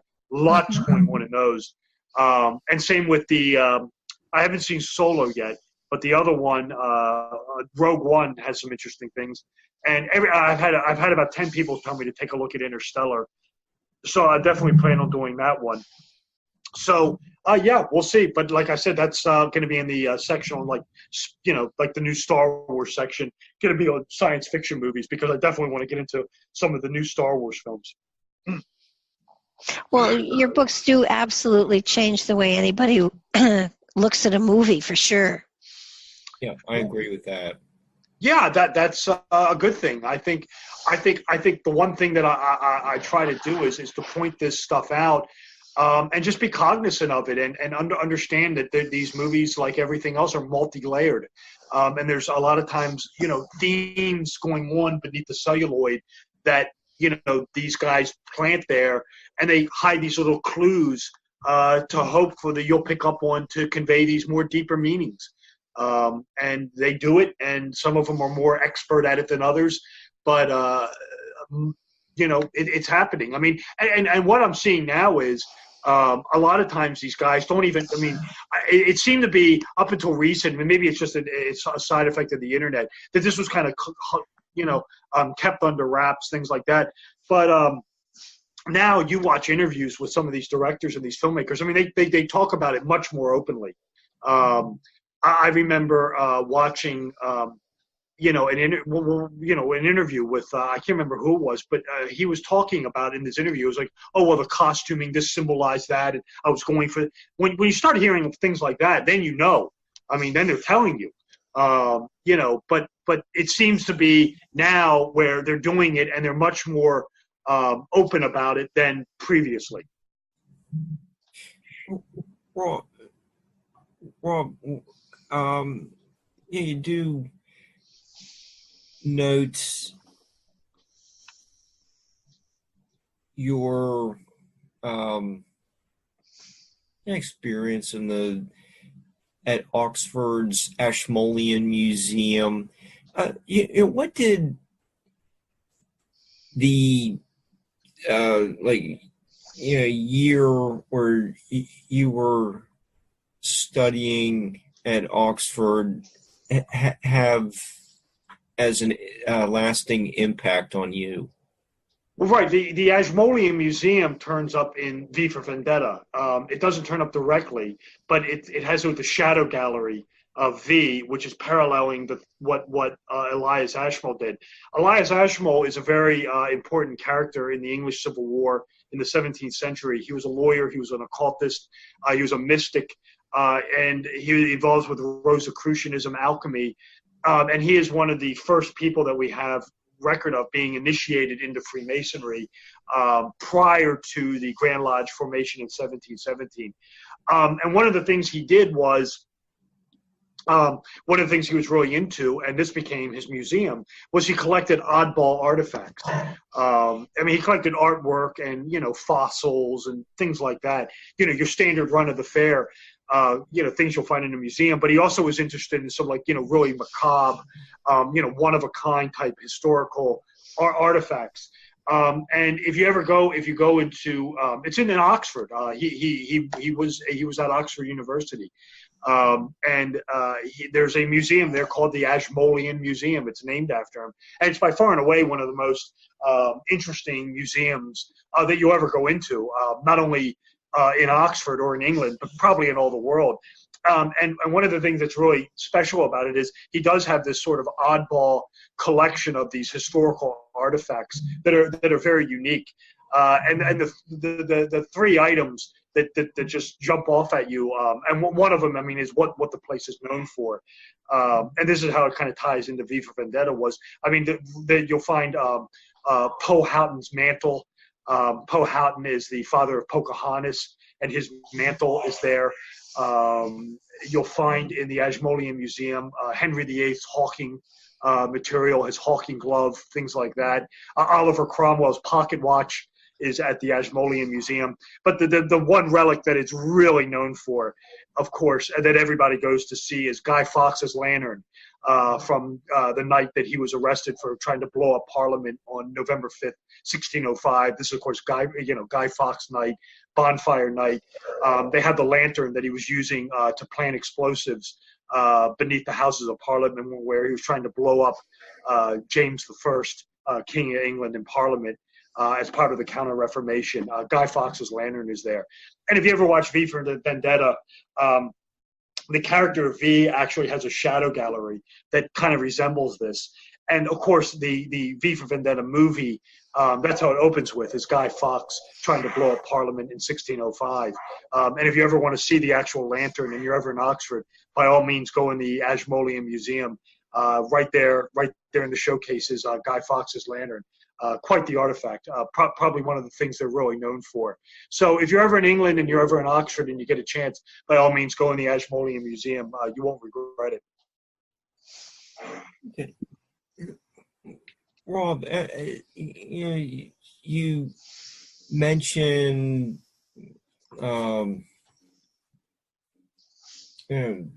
Fritz Lang's masterpiece, Metropolis. We've touched on the Cabinet of Dr. Caligari. Were the all these the hidden symbols, the Egyptian mythological stories being retold in like the German expression film era.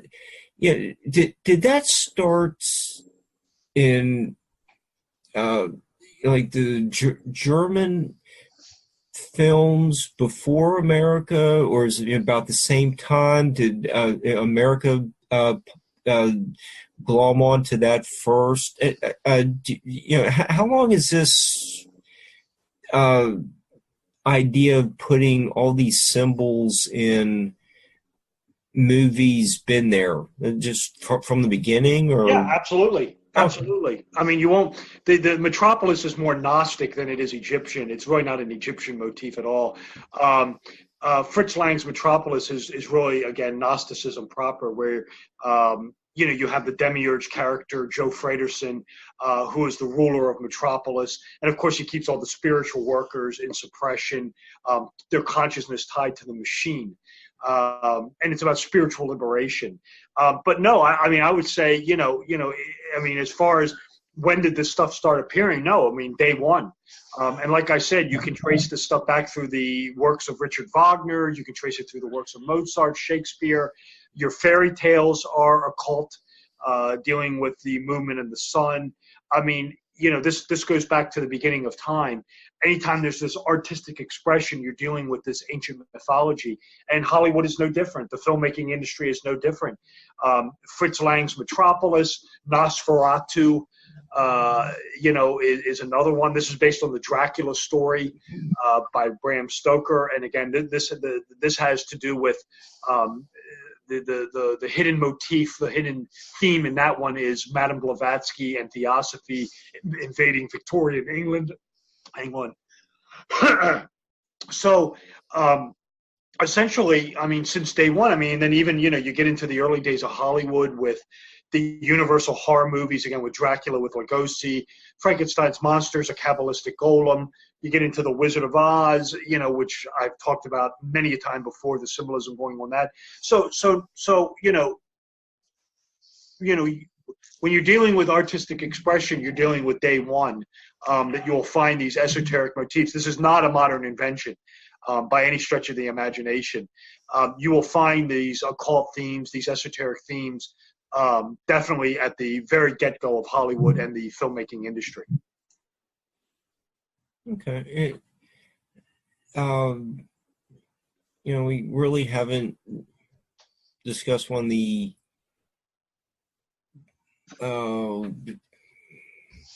landmark series in cinematic history, but we need to touch on it briefly, as we're getting down to probably about the last 10 minutes of our captivating show.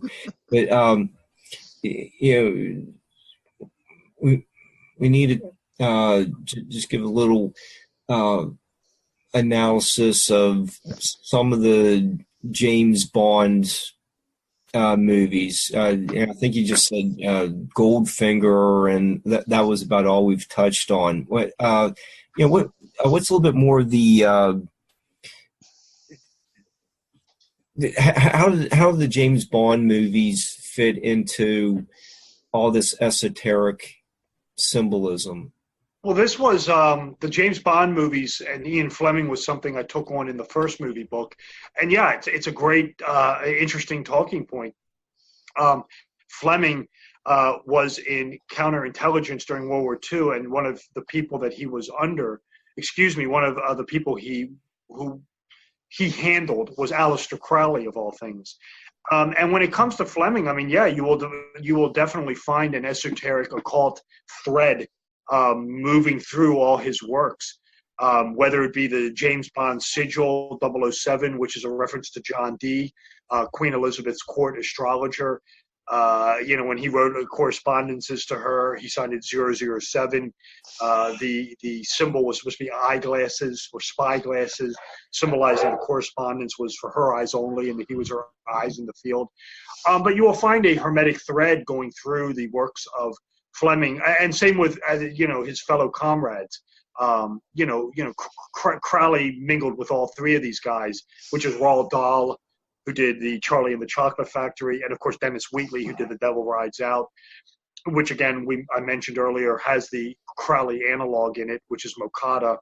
And then with Fleming, with Bond, I mean, yeah, you'll find hermetic threads going through. Whether the villains, you have James Bond as the solar hero, you have this whole alchemical, allegorical motif going on with the unification of the sun and moon, the Bond, the solar hero, and the unification with the sacred feminine being the Bond girl, equipping Bond to go on and defeat the Bond villain. And, you have the alchemist, Auric Goldfinger, AU, it's the chemical symbol for gold, AU, or Auric Goldfinger, who is literally, I mentioned earlier that a lot of the alchemical movies deal with transition of the self.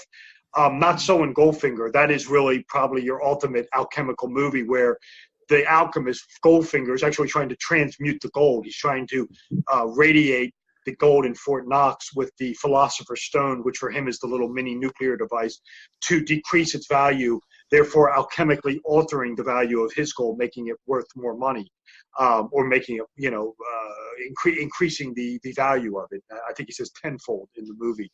So we have the alchemist or Goldfinger. Then we have, of course, the dragon Hugo Drax. You have the Illuminati puppet master, number one, Ernst Stavro Blofeld, who worked, who runs the Illuminati, Cabal Spectre, who pulls the strings of both the East and the West. What Spectre, Special Executive Command for Counterintelligence, Terrorism, Revenge, Extortion, I think it stands for, something along those lines. So, you just look at the Bond stories in and of themselves. You have, the wizard figure, the gadget maker, the wisdom provider. You call this archetype. I call him the Hermes Trismegistus archetype. This would be Q, the quartermaster, who is always supplying the wisdom. In the form of the miraculous gadget that winds up saving Bond's life. So you have these hermetic occult threads and symbolisms going on inside the James Bond novels and movies. And again, it's Fleming. You're dealing with a guy who's working hand in glove with Aleister Crowley. So this should really come as no surprise to anybody. I love the James Bond movies. I think they're great. I'm a huge fan of the earlier ones, though, the ones with Sean Connery and some of the ones with Roger Moore. And what's the one? You have the one, my God, the voodoo one. Where we have the tarot cards. The man with the golden gun? No, that's Live and Let Die is the voodoo one. But Live and Let Die also deals with, what's funny in Live and Let Die is, Man with the Golden Gun, that deals with the sun. That's, again, another solar motif where the man with the golden gun is trying to harness, I think, the energies of the sun to create some sort of super weapon or some kind. Again, another, solar, astrological, astronomical motif. So interesting movies, a lot of great hermetic threads. That's a whole chapter in the first cinema book. So that's Cinema Symbolism Part 1, if you're interested in James Bond. Okay. We may have 4 minutes or about 5 minutes left. Rob, do you have any upcoming appearances, conferences, something like that to promote? Well, no. If I just check out my website, really. I've always, when I come on shows, just go to the website. It's my name. My name is Robert W. Sullivan IV. The website is robertwsullivan.iv.com.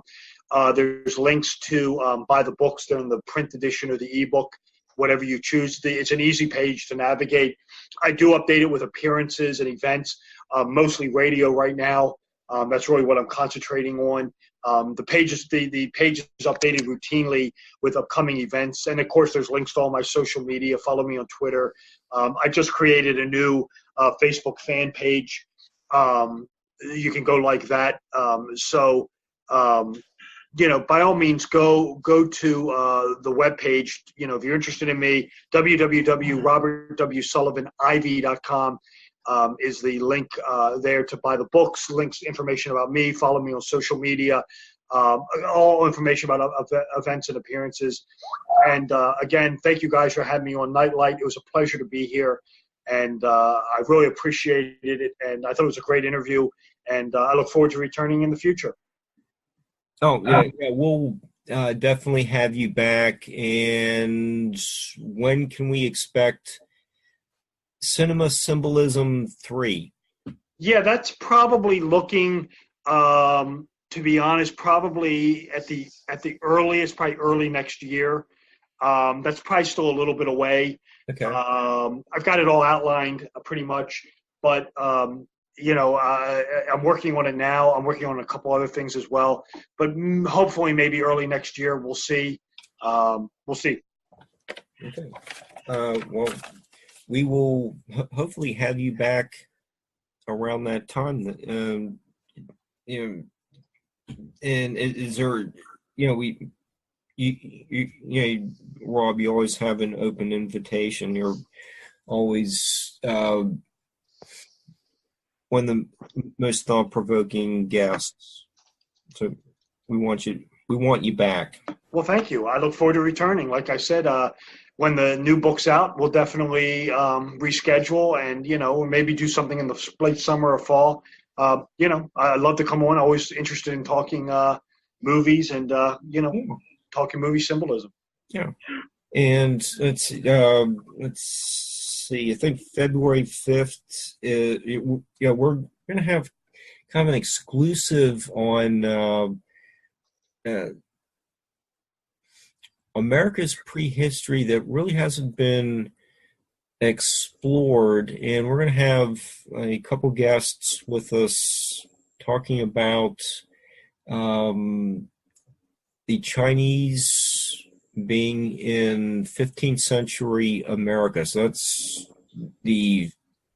our February 5th show. February 12th and 13th, we're going to have two world-class musicians, a couple more surprises at on the 19th and 26th. So, February's shaping up for some really fun shows. Just keep checking Barbara's website, barbaradelong.com, and I think we're getting pretty close to